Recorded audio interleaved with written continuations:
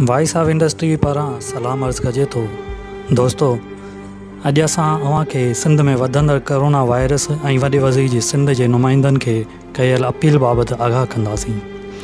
साथियो, सिंध में corona virus जो पहिरियों केस 26 फरवरी ते ज़ाहिर थियो, जंहिंखे हिन वक़्त ताईं 50 ॾींहं थी विया आहिनि। जेतोणीकि हिन केस जे ज़ाहिर थियण शर्त वज़ीर आला सिंध सैयद मुराद अली शाह इब्तिदाई क़दम खणणु शुरू कया, जंहिंमें बहितर नतीजा पिणु मिलणु शुरू थिया हुआ।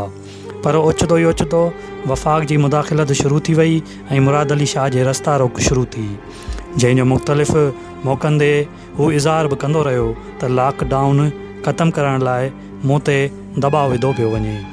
इन करे अवाम खे पंहिंजो एहतियात करणु घुरिजे। वफ़ाक़ जी मुदाख़िलत खां पोइ फ़ौरी तौरु सिंध में केस वधणु शुरू थिया ऐं लॉकडाउन बि सिलो थींदो वियो ऐं हाणे त माॻेई शहरनि जो चोथों हिसो लॉकडाउन जे ज़िमरे में अचे थो।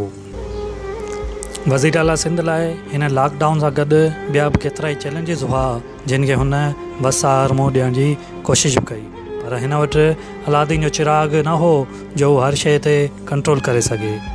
माण्हुनि लाइ खाधे पीते जो मसइलो बि अहम रहियो, जंहिंमें कोशिशुनि जे बावजूदि बहितरी अची कोन सघी।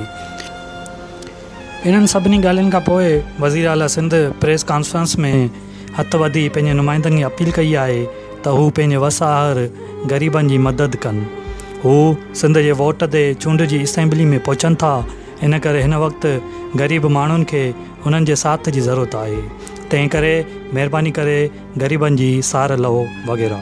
मुंहिंजा दोस्तो, असां वज़ीर आला सिंध जे फ़ैसिले जी आजा करूं था ऐं मुंहिंजे ख़्याल में इहो ई बहितरीनु तरीक़ो आहे जंहिं वसीले माण्हुनि जी बहितर नमूने ख़िदमत करे सघिजे थी, छाकाणि जो हर ज़िले जो MPA MNA तोड़े तहलके ज़िले ऐं UC चेयरमैन ताईं सभई गॾिजी ज़ाती तौर ते ज़िले में 5 करोड़ रुपया फंड ॾेई सघनि था ऐं इन्हनि 5 करोड़नि में माण्हुनि जी बहितर नमूने सहायता थी सघे थी ऐं ज़िले में को बि माण्हू बुख ते कोन सुम्हंदो। हीउ वक़्तु वाइदा निभाइण ऐं फ़र्ज़ु पूरा करण जो आहे। वक़्त जो क़दुरु करियो त तारीख़ अव्हांखे सुठनि लफ़्ज़नि में यादि कंदी।